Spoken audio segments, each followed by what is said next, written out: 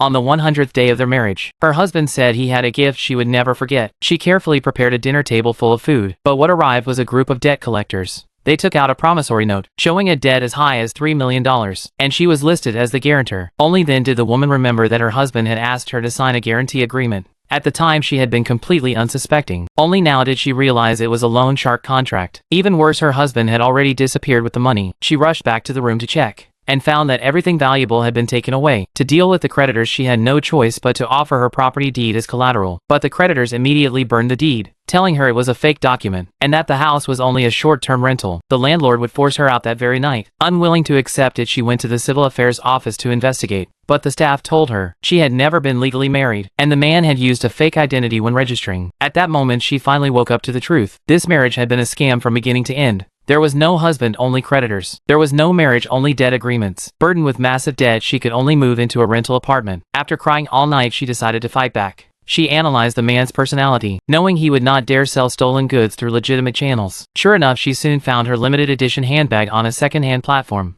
Following the address, she tracked it down. The person who opened the door was the woman who had claimed to be the man's cousin. The woman first pretended to be pitiful and claimed she was also a victim. But the woman immediately exposed her lies. Seeing there was no way to hide the truth anymore, the cousin finally confessed. She had been helping the man sell stolen goods all along. But in the end, she had also been betrayed by him. She never received a single dollar of the profit he had promised. The man had taken all the cash and disappeared, leaving behind only a house full of luxury goods. At that moment, the woman did not call the police and instead proposed a partnership. She said the man had swindled her out of $3 million, and she would never let this matter end so easily. She would make the man repay it tenfold. Then she asked the cousin whether she wanted to join her or continue being used by him. The cousin was clearly moved by those words. After looking around and making sure no one was nearby, she led the woman into the bedroom, then took out a notebook. Inside were records of every scam the man had carried out, including how he approached the woman, how he gained her trust, and how he carefully set trap after trap. As the woman read through those notes, she suddenly laughed, then slowly closed the notebook and looked at the woman who had also been used and deceived. Right after that, she proposed a bold plan, inviting the cousin to join her in taking revenge openly and confidently.